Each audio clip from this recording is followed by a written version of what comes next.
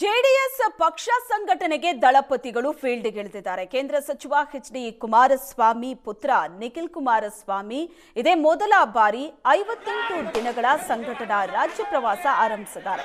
JDS ಯುವ ಘಟಕದ ರಾಜ್ಯಾಧ್ಯಕ್ಷರು ಆಗಿರೋ ನಿಖಿಲ್ ಕುಮಾರಸ್ವಾಮಿ ತುಮಕೂರಿನಿಂದ ಈ ಪ್ರವಾಸವನ್ನ ಕೈಗೊಂಡಿದ್ದಾರೆ. ಜನರೊಂದಿಗೆ ಜನತಾದಳ ಹೆಸರಿನಡಿ ನಿಖಿಲ್ ಅಬ್ಬರದ ಪ್ರವಾಸವನ್ನ ಮಾಡುತ್ತಿದ್ದಾರೆ. ಇವತ್ತು ರಾಯಚೂರು ಜಿಲ್ಲೆಯ ದೇವದುರ್ಗದಲ್ಲಿ ಜೆಡಿಎಸ್ ಸಮಾವೇಶ ನಡೆಯಿತು. ಕಾರ್ಯಕರ್ತರ ಸಭೆ ಮತ್ತು ಸದಸ್ಯತ್ವ ನೋಂದಣಿ ಅಭಿಯಾನದಲ್ಲಿ ಮಾಜಿ ಪ್ರಧಾನಿ ದೇವೇಗೌಡರು ಭಾಗಿಯಾಗಿದ್ದರು. ಕನಿಷ್ಠ 50 ಲಕ್ಷ ಜನ ಸದಸ್ಯರಾಗಬೇಕು. ಮಿಸ್ಡ್ ಕಾಲ್ ಅಭಿಯಾನದ ಮೂಲಕ ಸದಸ್ಯತ್ವ ನೋಂದಣಿ ಮಾಡಲಾಗುತ್ತದೆ.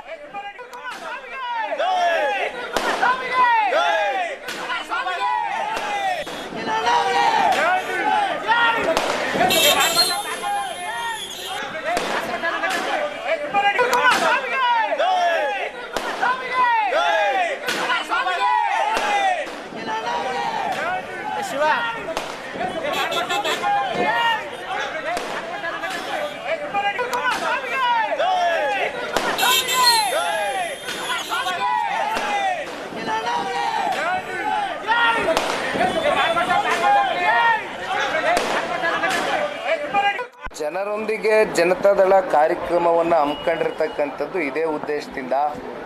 ಯಾವ ಕಾರಣಕ್ಕೂ ನಾವು ಯಾವುದೋ ಒಂದು ಭಾಗಕ್ಕೆ ಸೀಮಿತವಾಗಿ ಇರತಕ್ಕಂಥ ಪಕ್ಷ ಎಲ್ಲ ಇದು. ರಾಜ್ಯಾದ್ಯಂತ ರಾಜ್ಯದ 7.5 ಕೋಟಿ ಕನ್ನಡಿಗರು ಇವತ್ತು ಪಕ್ಷಕ್ಕೆ ಅನೇಕ ಸಂದರ್ಭದಲ್ಲಿ ಆಶೀರ್ವಾದ ಮಾಡಿದ್ದಾರೆ. ಅಭ್ಯರ್ಥಿಗಳಿಗೆ ಒಳ್ಳೆ ಮತಗಳು ಕೊಟ್ಟಿದ್ದಾರೆ. ಅದು ಒಂದೊಂದು ಸಲ ಸೀಟ್ಗಳಾಗಿ ಪರಿವರ್ತನೆ ಆಗದೆ ಹೋಗಿರ್ಬೋದು. ಆದರೆ ಪಕ್ಷ ತಾವು ಹೇಳ್ದಂಗೆ ಸರ್, ಕಲ್ಯಾಣ ಕರ್ನಾಟಕದಲ್ಲಿ ವಿಶೇಷವಾಗಿ ರಾಯಚೂರು ಜಿಲ್ಲೆಯಲ್ಲಿ ಭಾಳ ಪ್ರಬಲವಾಗಿದೆ, ಬಲಿಷ್ಠವಾಗಿದೆ. ಹಾಗಾಗಿ ಸಂಘಟನೆ ದೃಷ್ಟಿಯಿಂದ ಇನ್ನು 3 ವರ್ಷ ಇದೆ ಚುನಾವಣೆಗೆ. ಯಾವುದೇ ವಿಚಾರ ಇರ್ಬೋದು. ಆಮೇಲೆ ರಾಜಾ ವೆಂಕಟಪ್ಪ ನಾಯಕ್ ಅವರು ಮತ್ತು ನಾಡಗೌಡರು ಸಾಹೇಬರು ಇವತ್ತು ಇಲ್ಲಿಬ್ಬರು ಕೂತಿದ್ದಾರೆ. ಇವತ್ತು ಒಂದು ನಾನು ವಿಚಾರವನ್ನು ತಿಳಿಸ್ಲಿಕ್ಕೆ ಬಯಸ್ತೇನೆ.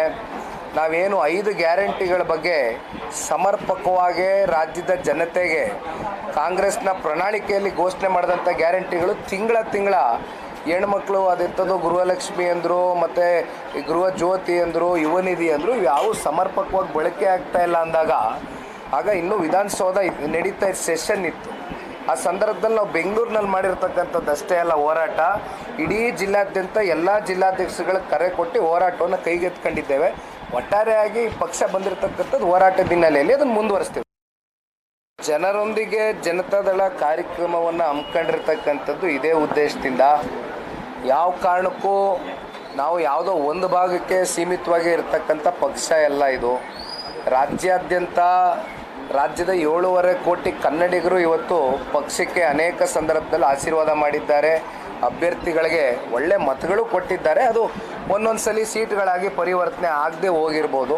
ಆದರೆ ಪಕ್ಷ ತಾವು ಹೇಳ್ದಂಗೆ ಸರ್, ಕಲ್ಯಾಣ ಕರ್ನಾಟಕದಲ್ಲಿ ವಿಶೇಷವಾಗಿ ರಾಯಚೂರು ಜಿಲ್ಲೆಯಲ್ಲಿ ಭಾಳ ಪ್ರಬಲವಾಗಿದೆ, ಬಲಿಷ್ಠವಾಗಿದೆ. ಹಾಗಾಗಿ ಸಂಘಟನೆ ದೃಷ್ಟಿಯಿಂದ ಇನ್ನು 3 ವರ್ಷ ಇದೆ ಚುನಾವಣೆಗೆ. ಯಾವುದೇ ವಿಚಾರ ಇರ್ಬೋದು. ಆಮೇಲೆ ರಾಜಾ ವೆಂಕಟಪ್ಪ ನಾಯಕ್ ಅವರು ಮತ್ತು ನಾಡಗೌಡರು ಸಾಹೇಬರು ಇವತ್ತು ಇಲ್ಲಿಬ್ಬರು ಕೂತಿದ್ದಾರೆ. ಇವತ್ತು